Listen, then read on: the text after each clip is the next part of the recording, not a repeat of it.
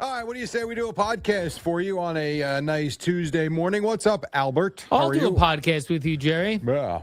I was curious about this. So there's I watch a lot of like financial YouTube things. Yeah. And what's weird is whether you see things, read things, you'll get things to be like, how much money do you have saved? Do you know that only 3% of people contribute to their 401k? It's like these insane numbers, and you go, but I'm looking around at the world, and the world is moving on. Yeah. So like there's one woman I follow, Erin Talks Money is her name. Very pleasant financial woman. And the headline of her latest video goes, "Is 5 million enough to retire?" You know what percentage of people have $5 million? Very small. It is percent. minuscule. Yes, that's a stupid thing to say. So how is the world working? Well, it would depend on who she's talking to. If she's talking to upper class people that are used to living an extravagant lifestyle, that go on 4 or 5 vacations a year, have a secondary vacation home, go out to dinner 3 nights a week, and their expenses are totaling $50,000 a year, then yeah, $5 million is not going to be enough money to retire on. If you're talking about someone that's going to live a very normal blue collar retirement, go on a vacation or 2, and I have no idea what they're going to do with their day their afternoon all day, then $5 million is fine. If you made 5% on $5 million of interest a year, right? So 10% would be $5 million. 10% would be $500,000. So 5% would be 250. Is that right? $250,000? That can't be right. Well, 5% on $1 million is $50,000. So it would be 5 times 5. 10% on 5 million is 500,000. So 5% on 5 million would be 250,000. Oh no, I was thinking $1 million. No, I'm talking about the woman you brought up. So if you earn 5% on your money, you'd get $250,000 of just interest every year. You can't live on that? No, I think you can. What are we talking? Come on. What's funny is like, for some reason, I guess $1 million saved is a good. That's like, seems like a big number and a nice round number. Mm-hmm. Right. But the retire money people talk about, okay, you should get to $1 million. That's like a goal for people. That's your benchmark to start. That's a benchmark, I think, for people to say, hey, yeah. And then they go, you take out 4% every year. It's only $40,000. $40,000, yeah. That seems like not enough money. Right. And this woman's saying, can you live on $5 million? Not only that, but even at $1 million, mm-hmm. and they tell you to take out 4% so you don't run out of money, of $40,000. And that does not sound like enough money to live on. They're also then telling you the amount of people that have that $1 million is a very small number. For sure. So what is everyone else doing? Working. Till they're... I think a lot of older people work. Yeah. I mean, you see it when you go to CVS or Walgreens or Target. I mean, I think, working even in your older age, I think is beneficial. For one, I think you still have a sense of accomplishment and achievement, and that you've done something. 2, it gives you purpose every morning and somewhere to go and not stare at the TV all day. And 3, financially, it helps you along. So if all of a sudden, I'm not saying working 40 hours, but if you were, let's say you're 70, I've told you, I think I'll work till I die. So if at 72 years old, I'm working at Home Depot, let's say I'm working 3 days a week and I'm working 25 hours a week and I'm making $20 an hour. No one's getting rich on that, but I just made $500 a week. I'm making $25,000 before I have to go touch that 40 grand or 50 grand. Yeah, that's true. I'm okay. Plus I got Social Security coming in, which is never going away. Plus I've got my pension. All of a sudden things are looking up, and not living in a home that I don't need. That's the other thing. I mean, I'm ready to downsize now with my son being 21 and my younger son being 15. I would literally sell my house now and move into a 3-bedroom townhouse. And I would love to do that. We're not going to just yet, but at 72, I don't need a big house. I see a lot of older people still in their homes. Why? Downsize. Take the money, downsize. Yeah, that's another thing, right? If you ever start running out of money, just sell whatever house you're in and As long as you have downsize, equity in it, yeah. or move to a place that's a less expensive. I know people not close to me, meaning friends living relatively close to me. They have put an addition on their home. They must have taken out either they're rich or they have taken out all the equity in their home because there's a lot of equity in houses right now with the market. It's like they knocked everything down with two walls and built a brand new home that is a monstrosity. So people like that enjoy your home. Who knows if you'll get that money back? Because I don't know. They might have gone to the 80% of what they could take out. But there's a lot of different ways to retire. It's not just save money and live off your 4%. Do you think, like, when you see old people working, Yeah. is it sad or not sad, or does it depend where they're working? I'll give you an example. First of all, I commend them first.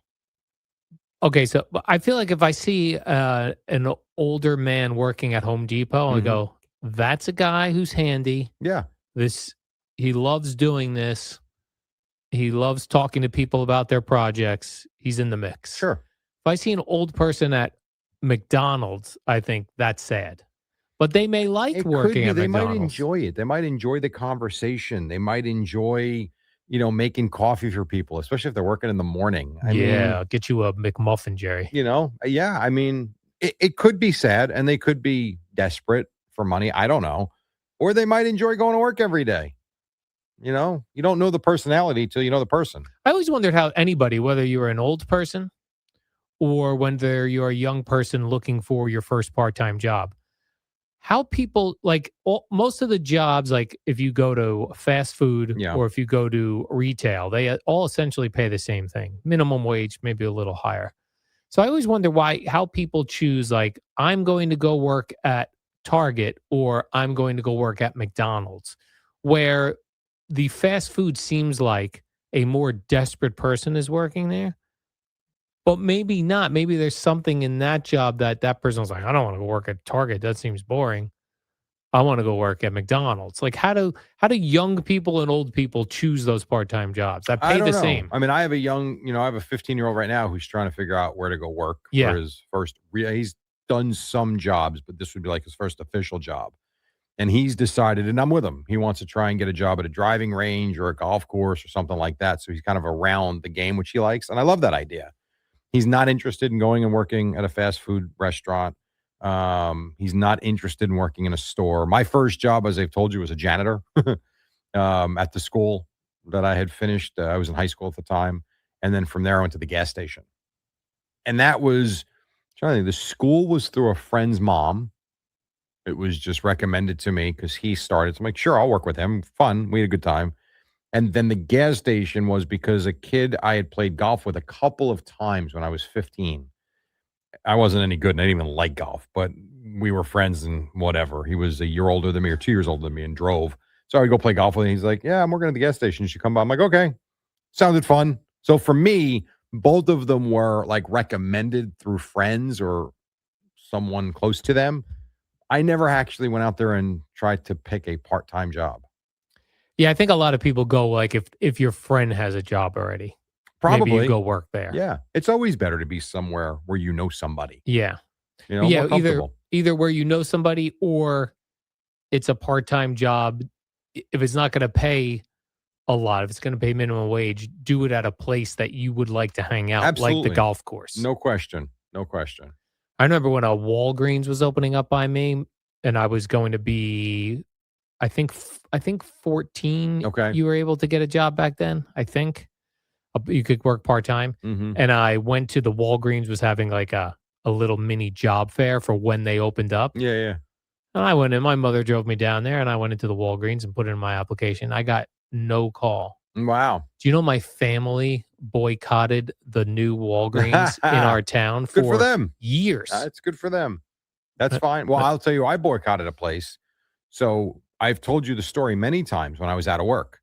And I would literally call my wife and ask her if I could take $3 out of the coin jar so I could go hit golf balls because I felt guilty. There was a sports authority that was relatively new. It wasn't just opening, it was relatively new. But I saw in the newspaper that they needed someone to work in their golf area of the store. I'm like, this is perfect. I don't even have to drive. I could walk there. So I go, I interview. Everything's great. Like I'm doing paperwork as if I'm hired. I went in for 2 interviews, the first one and then the second one. And then I'm waiting for the call. I never get a call. So I walk in as a shopper and I ask for, and ironically enough, I knew the woman doing the hiring because I had gone to school with her son for a couple of years. I'm like, whatever happened to the job? We decided you were overqualified. I'm like, overqualified? I can't pay my rent. And you know what she said to me? It's funny. It actually turned out to be true because we felt like if we hire you, you'll probably have another job in radio soon and you'll just walk out on us. That's true. And you know what? A couple months later, I had a job doing the board for Mike and the Mad Dog and I was gone. I guess that's why, like, when they go, oh, you're overqualified. I always hated that too. It seems crazy. But I guess if you're overqualified, they think you'll go somewhere else. Now, yes. What I would say, though, is it was going to be in the golf department. This was when I really was head over heels for golf. And I loved it. Like I see my younger son now with it. Maybe I might have, this path might have still happened.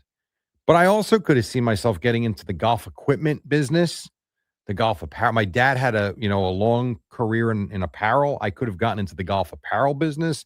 I don't know what I would have done. But looking back, I remember I was so angry. I'm like, overqualified. I can't pay the rent. Yeah. I need a job. And they decided, and as it turned out, that place went out of business 3 years later. The Sports Authority. Yeah. And at least that one. And then I know overall they've all shut down. But that one in particular closed down, I want to say maybe 2 years, 3 years after I interviewed. Did you boycott it? Were you a boycotter? Nope. Well, kind of. I never went back in. You didn't go back? Nope. Did not. You're like, you'll go. I was so mad. To their competitors, Dick's, if that was even a thing back then. I don't think so. I think Herman's was close to closing. I loved Herman's in the Woodbridge Mall. Yeah, but I think they were on their way out too. I don't remember where I went, to be quite honest. Was it Carl's? There was a golf world, not Golf Galaxy. It wasn't Golf Galaxy yet. I don't know. I would go other places for my golf stuff. But you know what? That's where I bought my. So remember the putter situation in Pebble Beach. So I bought that brand new putter. We did the video of it.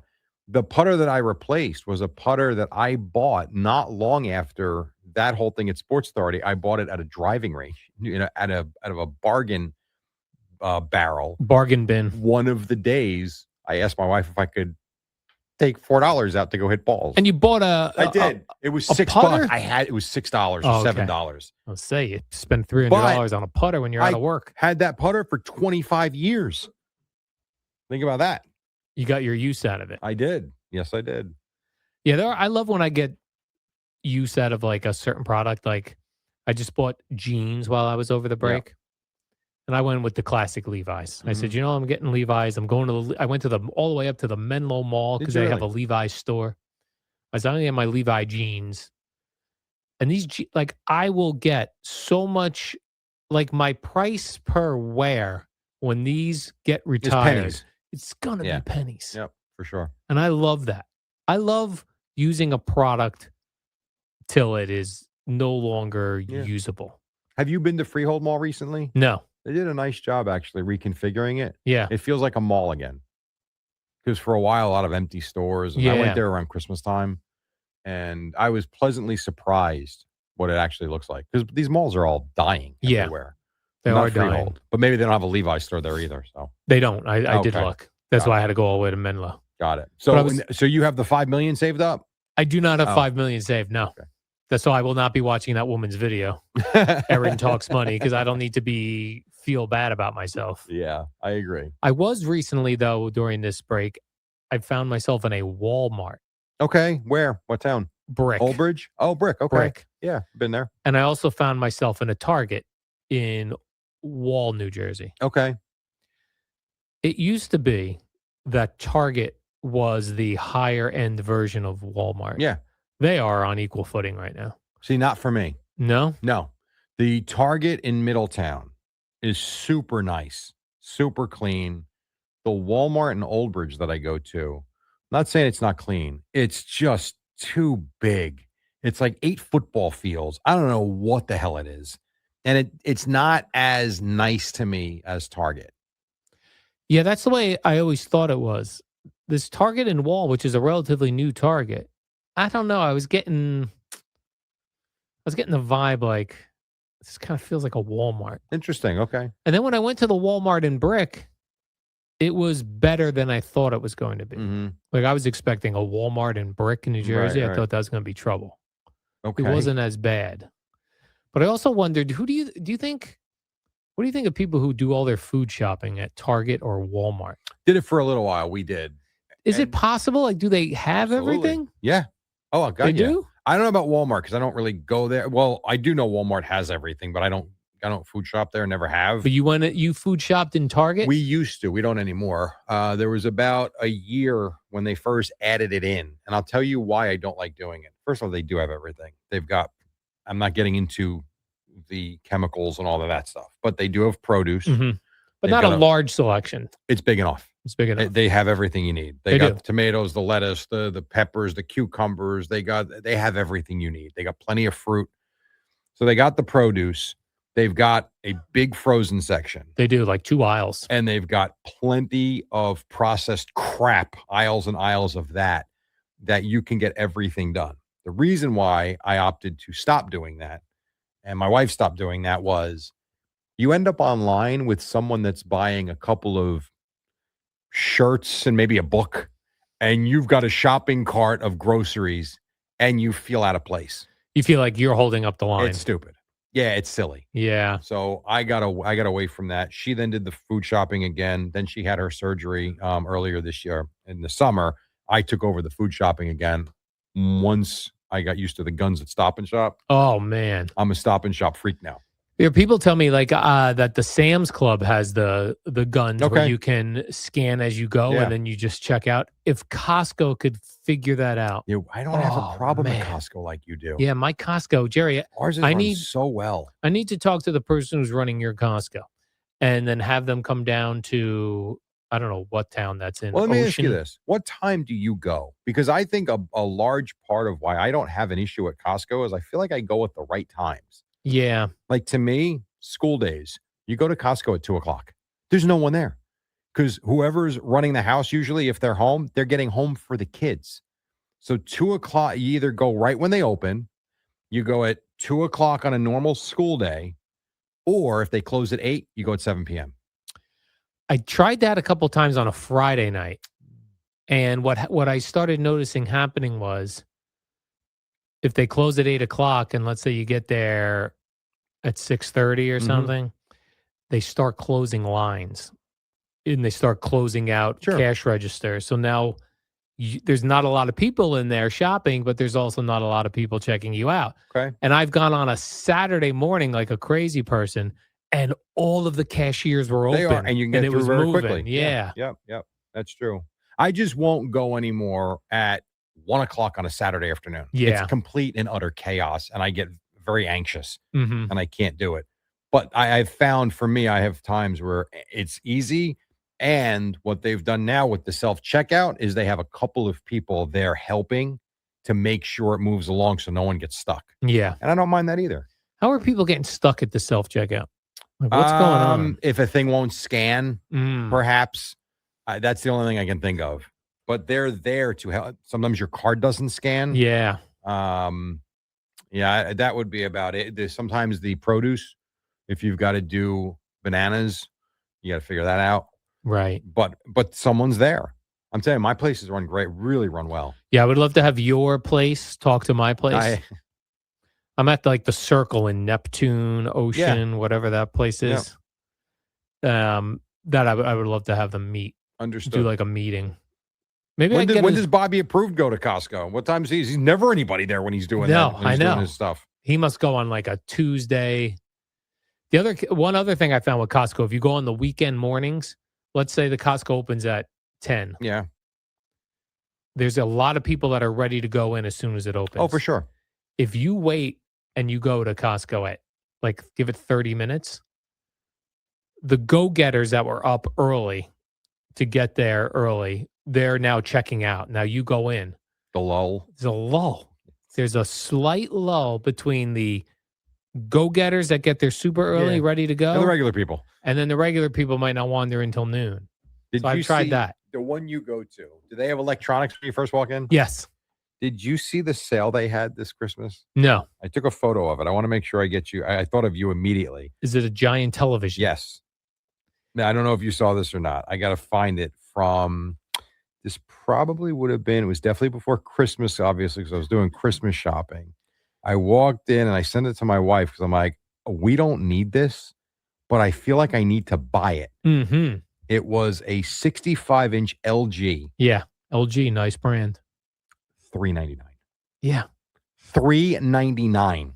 Televisions got to be kidding me. are the only thing that is not affected by inflation. How is that possible? I don't know. It doesn't. Yeah. There are people who believe that the televisions now have cameras in them, and that's how they're so cheap, that they're spying on us. Even if, our phones are spying us. Yeah. What difference does it make if the TV spying on us? I don't know. Well, I guess in that carry, they're taking photos of us. I guess that's kind of creepy. I might have deleted this. They can't be really taking pictures of us, right? I hope not. Who knows? I hope not too. Well, what are you doing in your place? Especially if someone's cranking one out in front of their television, and then you tell me the television's spying on them. That's not good. You're such a jackass. All right, Jared, let's do the warm-up show. We did that this morning. Tomorrow, I get to go home and go to sleep. Tomorrow is Wednesday. Ooh, you get to go to sleep. Tomorrow's Wednesday. What are we doing tomorrow with the photos? I don't know. Not sure. Are we still doing the podcast? I hope so, but we'll have to find out. Well, we can let them go first, I suppose. We right? could, yes. Okay. All right, Jerry. Warm up next. Soon.